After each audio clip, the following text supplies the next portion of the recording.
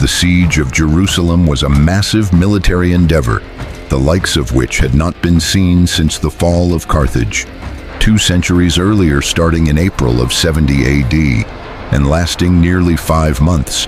The battle would be a brutal, no-holds-barred brawl, fought over every inch of the city at stake. Was the success of the Great Revolt in Judea and the survival of the Jewish people.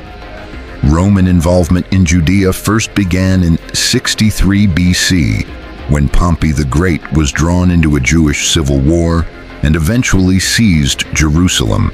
However, the region saw much turbulence during the final years of the Republic and was taken over by the Parthians before legions returned to install the puppet King Herod. Eventually, a series of procurators oversaw Judea, but these largely lacked the competency or military power to impose order. Roman authority was highly dependent on local elites, who themselves often lacked the confidence or respect of the Jewish people. On top of this, the population of Judea was divided across lines of class, ethnic and religious divisions. As a result, the region was highly unstable. Revolutions seemed perpetually around the corner, and May of 66 AD rioting amongst the people was met by the heavy-handed overreaction of the Roman procurator Florus, who only further incensed the situation by plundering southwest Jerusalem and killing 3,600 people. As the situation escalated, reinforcements soon arrived from Caesarea, only to be driven out by a rebellion that now spread to the entire region. Jerusalem was taken by Jewish rebels, while Roman strongholds were limited in Judea, and Perea. Roman efforts to combat the uprising were led by Vespasian and his son Titus, under orders from the Emperor Nero.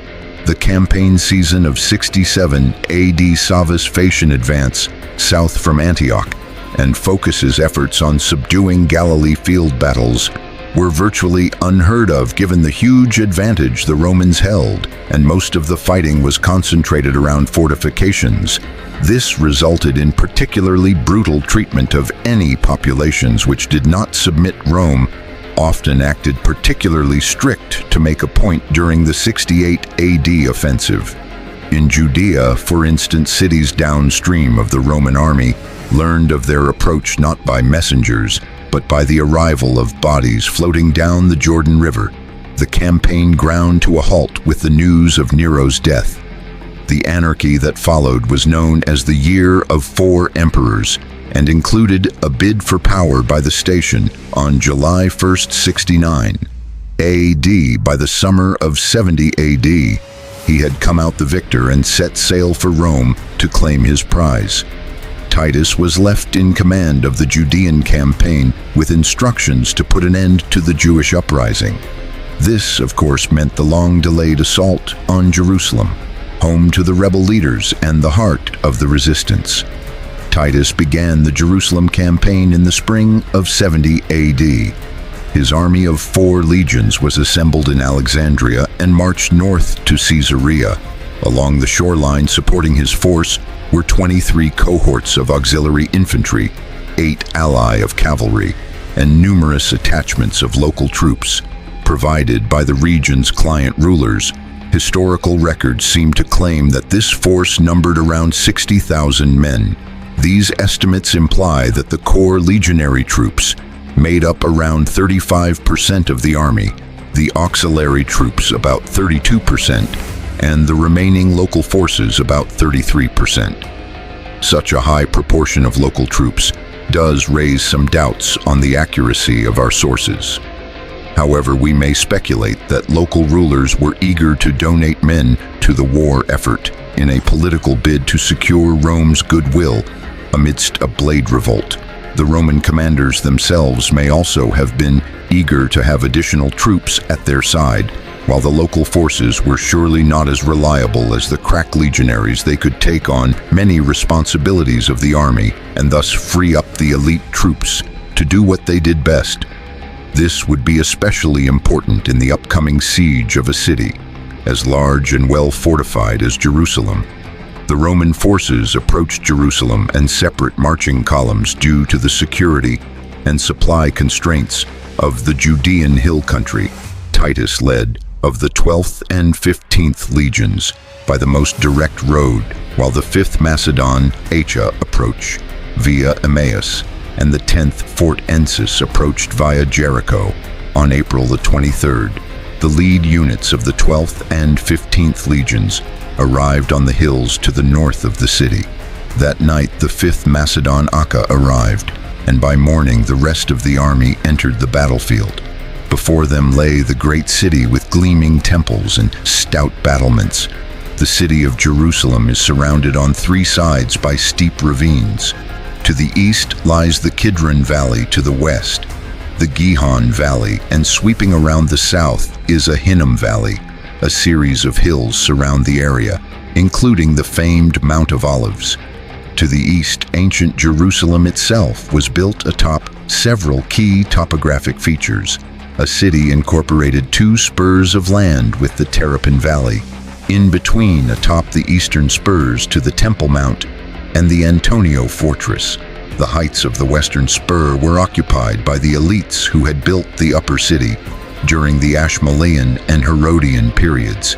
In the middle of these 2 areas sprawled the more ancient and crowded lower city, which held most of the population. Both the upper and lower cities were enclosed by a wall which was anchored on the flank by the massive fortifications around the Temple Mount. Inevitably, the population outgrew its bounds, and the second city was developed north of the first wall. This exposed position was soon surrounded by a second wall which ran from the Antonia in the east to the Get-Off Gate in the west by the 1st century A.D. Yet another suburb had sprung up to the north, known as the New City. Once again, expansion necessitated fortifications, and in 41 A.D. Herod Agrippa commissioned the construction of the third wall. This was an ambitious project with massive stone blocks, meant to enclose a large area. It seems that the scale of the defensive works raised some suspicion amongst the room, who forced their client king to abandon the project before its completion over the course of the Jewish revolt. However, the people of Jerusalem managed to put the finishing touches on their third layer of battlements. By the time the legions arrived outside Jerusalem, the walls had been raised an additional 9 meters. In a series of square towers were built, projecting outwards. The combination of tough terrain and stout walls made for a formidable 3-layered defensive network. Additionally, the maze of narrow streets between the fortifications could be easily blockaded, while numerous underground water and sewage passages meant that defenders could emerge from any direction for a surprise attack on intruders. Bunkered within this massive fortified city was a garrison of approximately 20,000 Jewish troops. However, these were not professional forces, rather they were a motley assortment of militiamen, refugees, and zealots.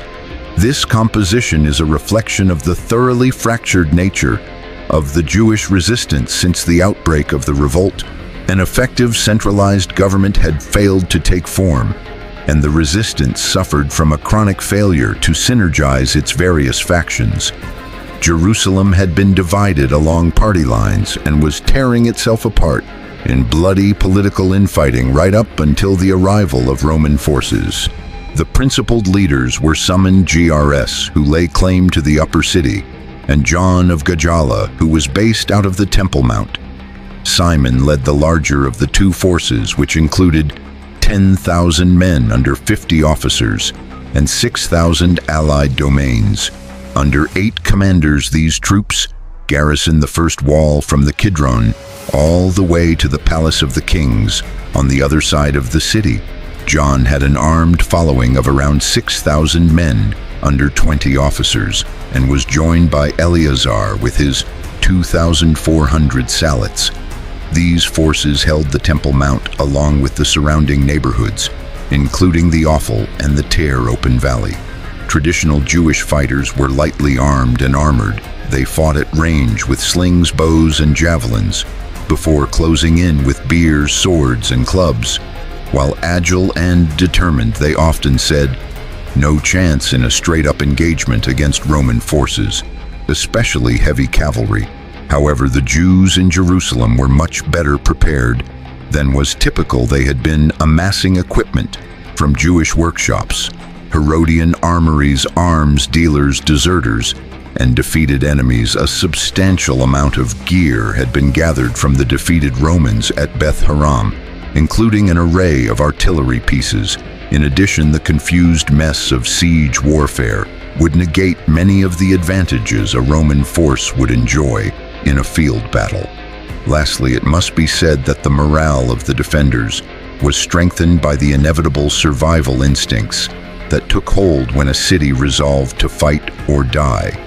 While considering the armies is important, we would do well to remember that sieges are battles of attrition. As such, it is necessary to ask about the food and water supplies. Fresh water, at least, was not of immediate concern, owing to the presence of numerous cisterns around the city, as well as several massive pools which trapped terrain water. Food, on the other hand, was in short supply during the infighting that preceded the siege. Many of the grain stores had been raided or destroyed by opposing parties. In addition, the already huge population of Jerusalem had swelled to dangerous levels in recent weeks. With the arrival of pilgrims celebrating Passover, the non-combatant populace far outnumber the armed offenders and imposed severe limitations on the length supplies could last. Once the Romans closed in on Jerusalem, the countdown began. The Roman army had undergone a long march to reach Jerusalem. Titus recognized that his men were exhausted and ordered that they construct preliminary camps out of range of the city. The 12th and 15th legions, who had arrived from the northeast, began to set up a kilometer away atop Mount Scopus, with another camp planned for the 5th Macedon Akka, 550 meters further back. As the legions moved into place, Titus rode ahead to personally survey the defenses. On the morning of April 23rd, he set off with 600 horsemen, following the road that led to the main gate of the third wall. However, the terrain was uneven and cluttered with gardens, olive groves, hedges, fences, walls, and stone structures which had been knocked down by the defenders. In other words, he walked into a maze of obstacles. All of a sudden, Jewish forces burst out of the gate and swarmed the Roman column, cutting it in half. Cavalrymen in the rear bolted out into the open country they had come from. Meanwhile, Titus and his escorts were left behind.